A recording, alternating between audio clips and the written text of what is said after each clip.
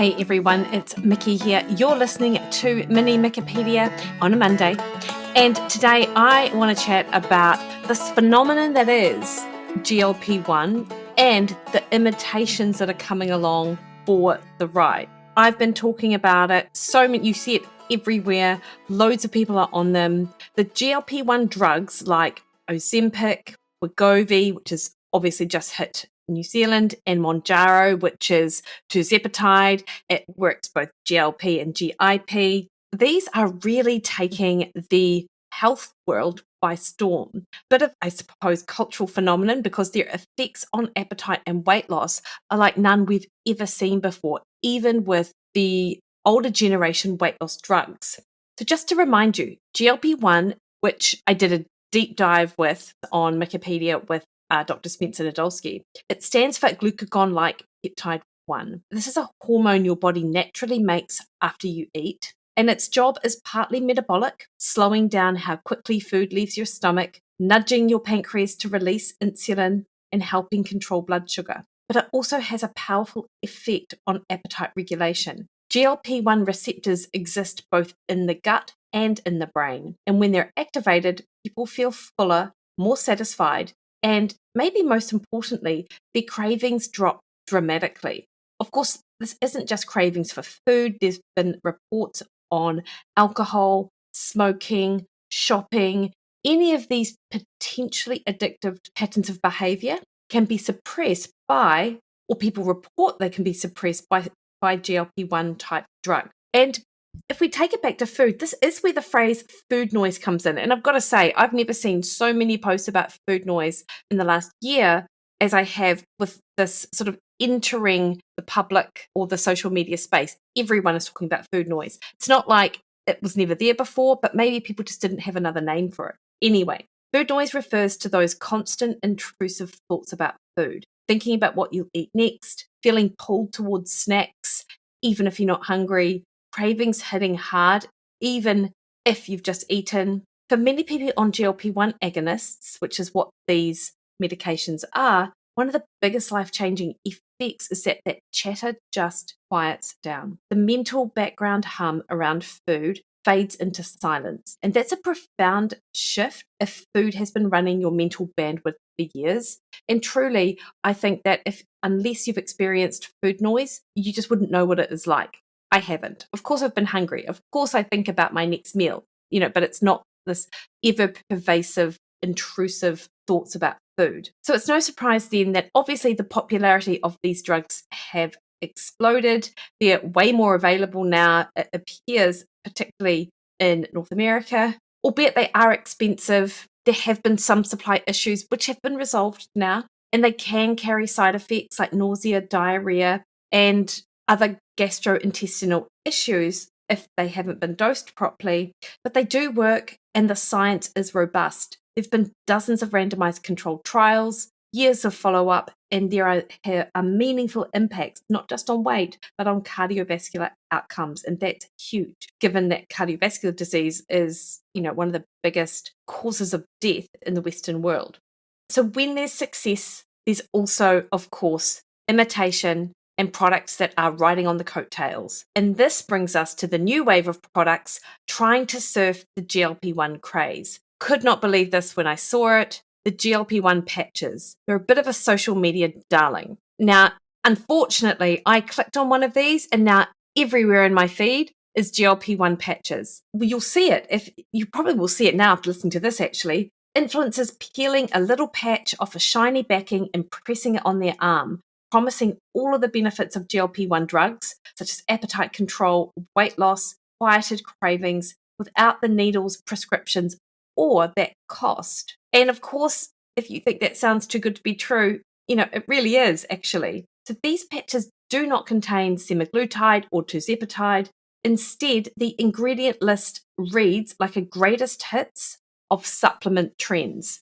You'll see green tea extract. You'll see Garcinia cambogia. You'll see guarana, bitter orange, L-carnitine, L-glutamine, pomegranate, cinnamon, vitamin B, chromium, resveratrol. There's also curcumin, capsicum, bitter melon, yerba mate. There are fiber blends. I've seen berberine. And all of these have some evidence to suggest they may be helpful for weight loss in the context of a calorie deficit diet, of really good exercise habits, but they are there to support behavior and in of themselves will not do anything the way that they are claiming.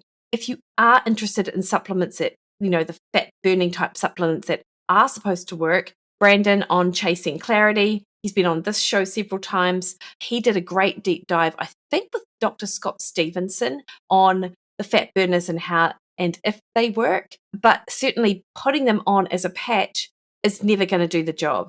And I think you probably know that. However, you cannot believe how easy it is to see something and then just immediately buy it on social. And it is just designed for you to click and purchase, particularly at the price. But regardless of how cheap they are, you are still wasting your money. For any ingredient to work in a patch, it actually has to cross that skin barrier in meaningful amounts. And that's not easy. Nicotine works as a patch because it's small, lipophilic molecule.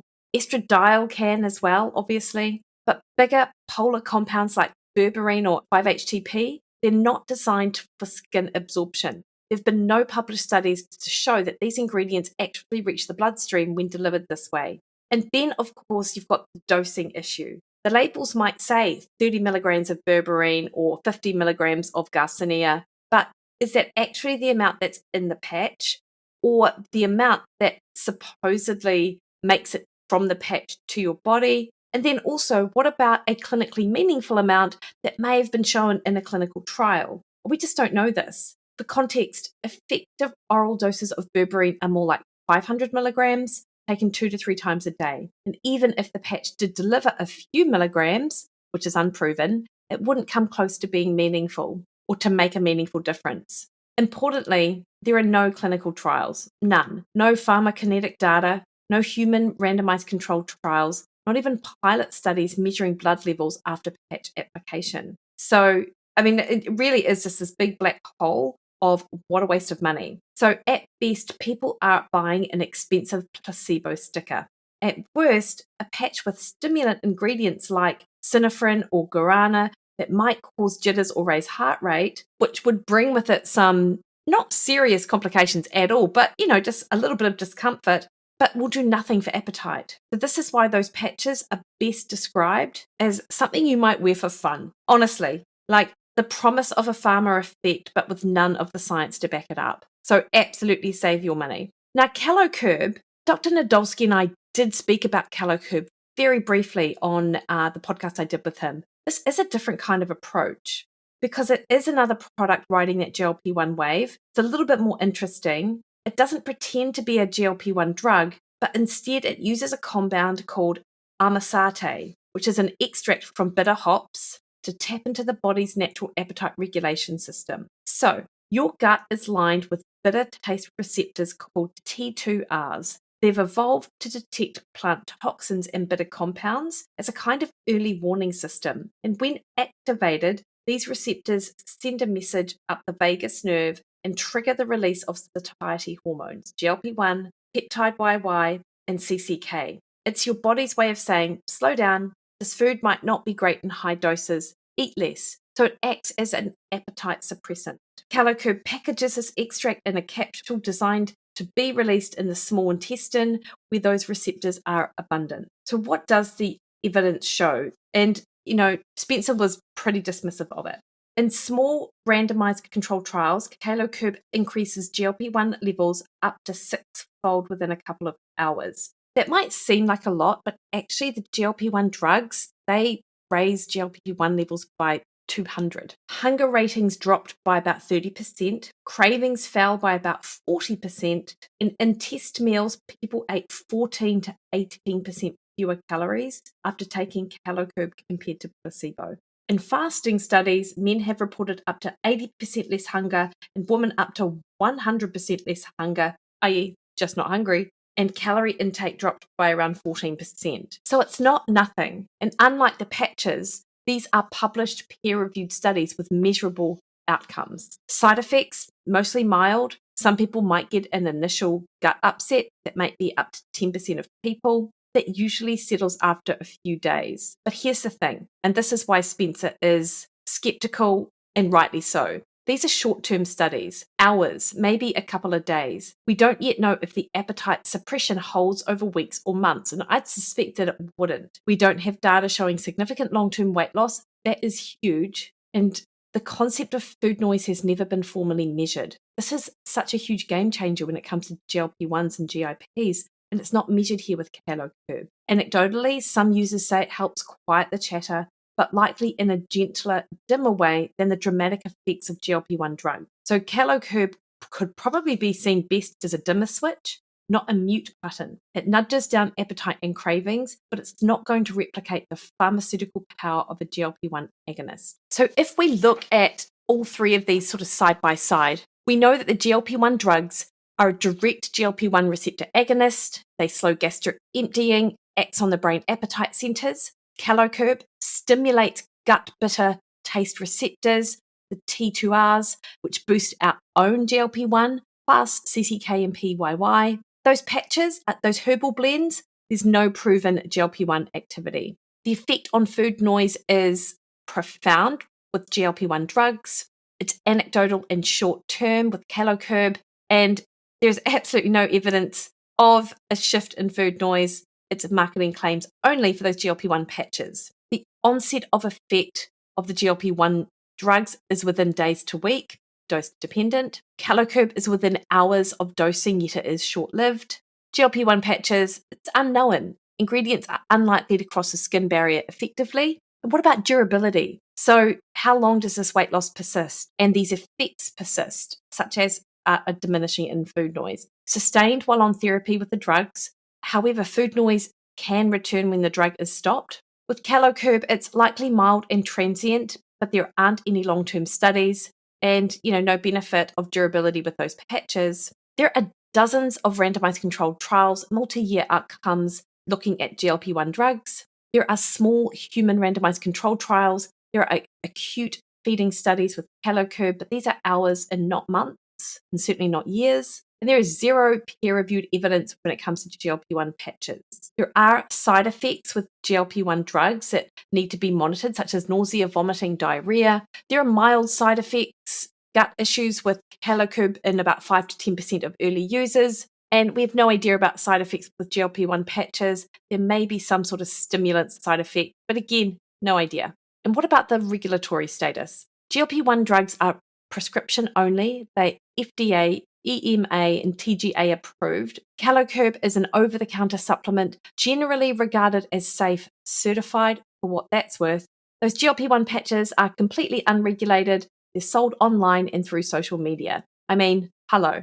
So really, where does this leave us? GLP-1 drugs are absolutely groundbreaking. There's no question. They've shown us just how important that gut-brain hormones are in controlling appetite and body weight. They are also costly, prescription only, and not right for everyone. The supplement space predictably is rushing in to fill the demand with GLP-1 inspired products. Some of them, like KaloCurb, are grounded in actual biology. Despite the fact that the data looks promising, we just don't know. There are no long-term studies. And I've got to say, with the previous work done on compounds for weight loss, even with these early studies, I don't know, just things haven't really panned out the way we would have hoped. And of course, those patches, they are all marketing, no science. So do not get swept up by the hype. Whenever you're coming across these products, reach out to the companies and say, ask them how it works.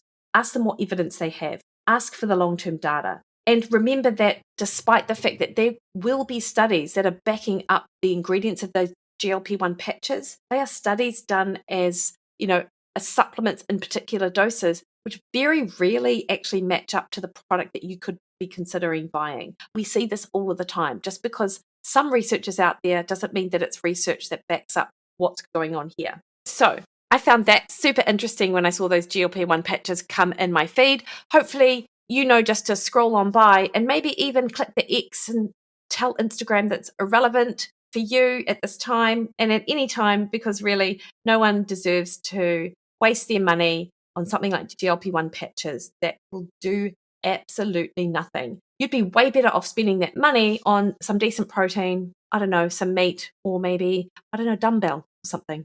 All right, team. That's Mini Mikkipedia for a Monday. You can find me over on Instagram, X, and Threads at Mikki Williden, Facebook at Mikki Williden Nutrition, or head to my website, mikkiwilliden.com, book a one-on-one call with me. All right, team, have a great week. See ya.